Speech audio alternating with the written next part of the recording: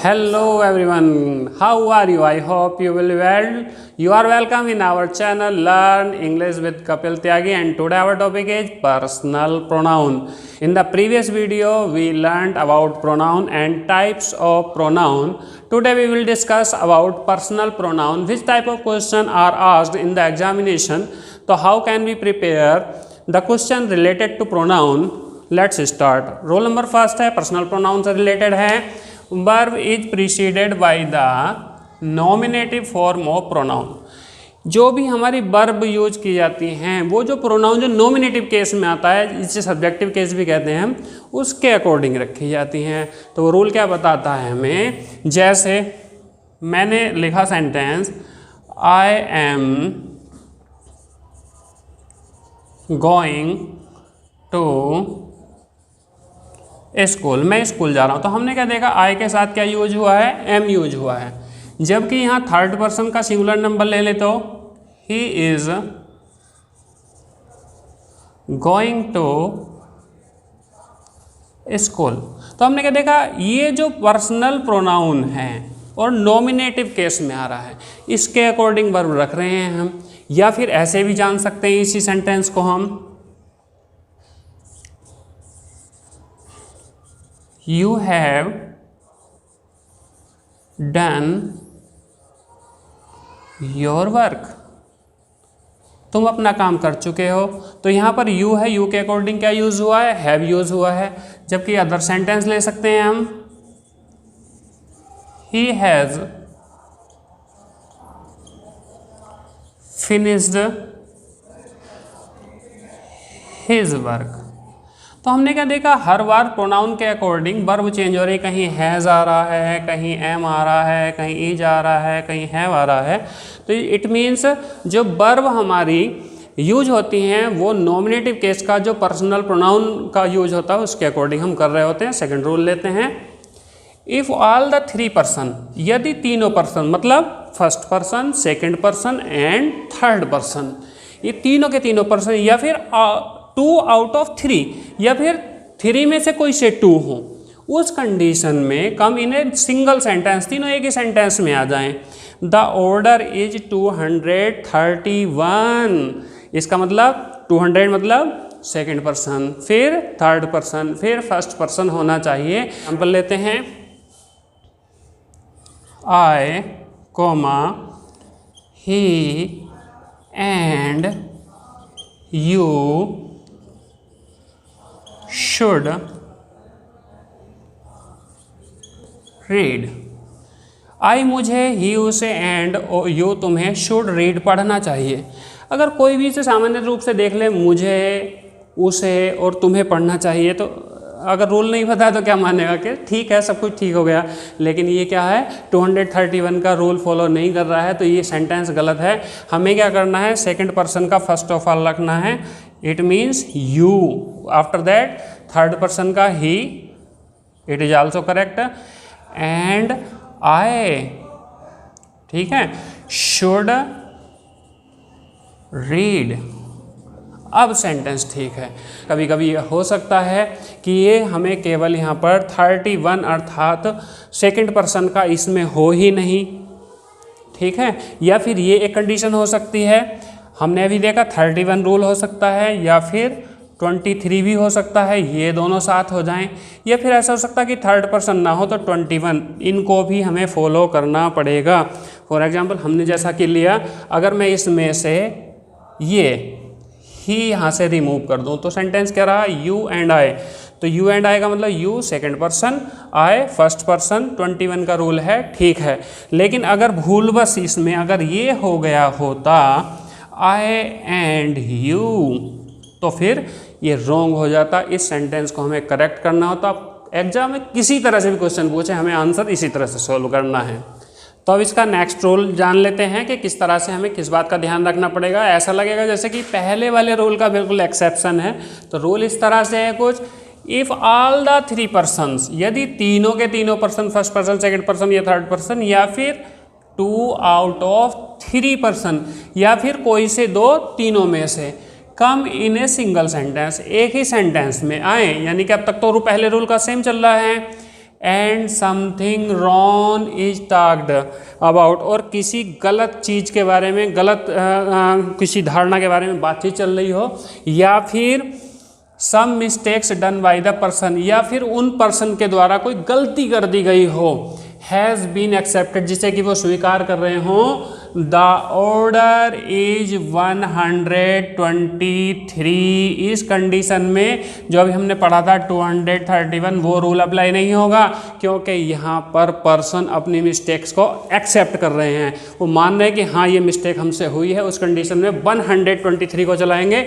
जैसे I, you and he, I first person में है, यू सेकंड पर्सन में एंड ही थर्ड पर्सन में। रूल ये दिखाई दे रहा है, हैव मेड ए मिस्टेक, हमने एक गलती की है, क्योंकि बात गलती की चल रही है, एक्सेप्ट भी हो रहा है, तो इसका मतलब रूल ठीक है। अगर इस कंडीशन में सेंटेंस ऐसा लिखा हुआ आएगा तो हम उसे करेक्ट कर देंगे।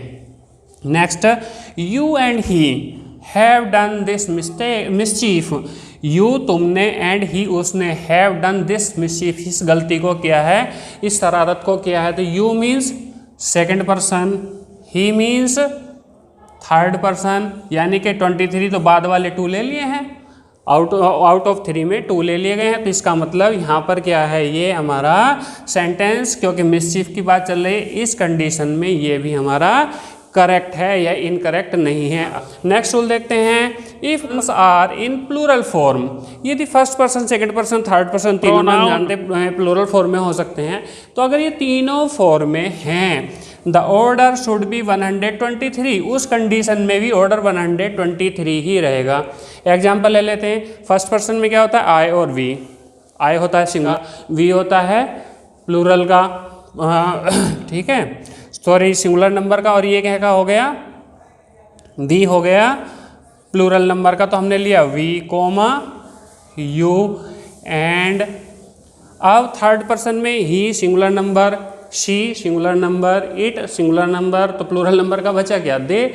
तो अगर हम यहाँ पर दे यूज कर लें तो इस कंडीशन में ये 123 का रूल को फॉलो कर रहे हैं। अब सेंटेंस कुछ भी लिख दें हमारा वो ठीक ही होगा। We, you and they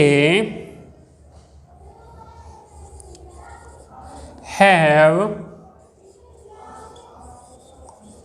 taken the food, हमने, तुमने और उन्होंने खाना खा लिया है या खाना खा चुके हैं। तो अगर तीनों पर्सन हों और वो प्लूरल फॉर्म में हों तो 123 को फॉलो करेंगे। तो अब नेक्स्ट रूल देखते हैं, ऑब्जेक्टिव केस कम्स आफ्टर, हमेशा ऑब्जेक्टिव केस ही आता है इन शब्दों के बाद। वो वर्ड क्या है हमारे, let, like, between and, but, except and all preposition. अगर ये वर्ड कहीं किसी सेंटेंस में हैं तो हम इन सब में क्या ध्यान रखेंगे, हम केवल इसके बाद ऑब्जेक्टिव केस रखेंगे। यानी कि केस जैसे कि हमने अपनी पहली वीडियो में बताया था, नॉमिनेटिव या सब्जेक्टिव जिसे कहते हैं, दूसरा ऑब्जेक्टिव, तीसरा पॉसेसिव। तो हमें केवल ऑब्जेक्टिव केस रखना है। फॉर एग्जाम्पल, लेट ही गो, क्या लगता है, लेट वर्ड ये वाला आ गया है, ठीक है। ही नॉमिनेटिव केस है। रूल क्या बताता है कि केस आना चाहिए ऑब्जेक्टिव, इसीलिए सेंटेंस गलत है। तो हमें क्या करना था, हम लेट के बाद कभी भी सब्जेक्टिव केस नहीं रखेंगे। क्या आना चाहिए था, लेट हिम होना चाहिए था, ठीक है। और भी इसके विकल्प हो सकते हैं, जैसे लेट मी भी हो सकता था, लेट देम भी हो सकता था, ठीक है। तो लेट हर भी हो सकता था। कभी भी सब्जेक्टिव केस नहीं लाना है, क्या आना चाहिए, ऑब्जेक्टिव केस आना चाहिए। नेक्स्ट रूल देखते इसी का और एग्जाम्पल देख लेते हैं अभी।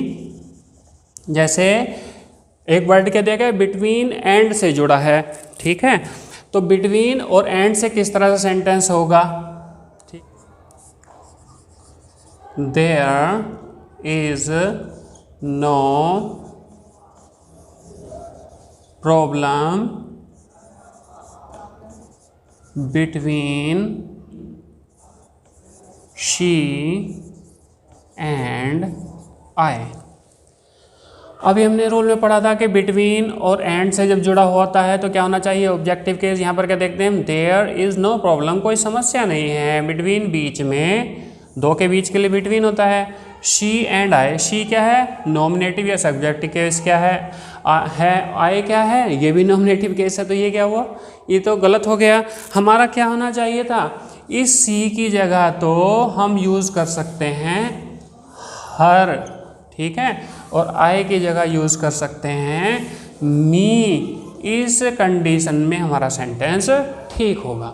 तो इसमें से कोई सा भी वर्ड अगर आता है तो हमें इस रूल को फॉलो करना होगा। नेक्स्ट रूल देखते हैं, if there is a comparison, अगर तुलना हो रही हो बिटवीन टू नॉमिनेटिव केसेस, दो नॉमिनेटिव केसेस में, ऑफ द प्रोनाउन, प्रोनाउन के, ठीक है, of the nominative case used after as और देन, तो उस कंडीशन में एज या देन के बाद नॉमिनेटिव केस ही आना चाहिए, कभी भी ऑब्जेक्टिव केस नहीं आ सकता। जैसे I run faster than him, I मैं सब्जेक्ट के रूप में है, रन दौड़ता हूँ, फास्ट अधिक तेज, देन हिम उससे, मैं उससे अधिक तेज दौड़ता हूँ। नॉर्मली क्या सोचेंगे एग्जाम में, अरे ठीक हो गया बस, नहीं, क्योंकि कंपैरिजन हो रही है, तुलना हो रही है, देन वर्ड आया है, ठीक है। आई सब्जेक्टिव केस है तो यहाँ पर भी सब्जेक्टिव केस ही होना चाहिए था। तो क्या होना चाहिए फिर, सब्जेक्टिव केस में क्या होता है, इसके ही होता है, तब हमारा सेंटेंस ठीक होगा। तो हम ध्यान रखेंगे जब हम कंपैरिजन करेंगे नॉमिनेटिव केस की, तो हमेशा नॉमिनेटिव केस ही हमको रखना है, ना कि हमें उसका ऑब्जेक्टिव केस रखना है, ठीक है। तो नेक्स्ट रूल जान लेते हैं, और ये लास्ट रूल होगा पर्सनल प्रोनाउन से रिलेटेड के हमें किन बातों का ध्यान रखना होता है। तो वो रूल क्या बताता है हमें, इफ़ ए सेंटेंस, यदि एक वाक्य स्टार्ट विद इट, इट से तो शुरू हो रहा हो, followed by any form of be, और बी की कोई भी फॉर्म आ रही है। हम जानते हैं बी की कितनी फॉर्म होती है, 5 फॉर्म होती हैं, इज, आर, एम प्रेजेंट में, वॉज, वर पास्ट में, ठीक है।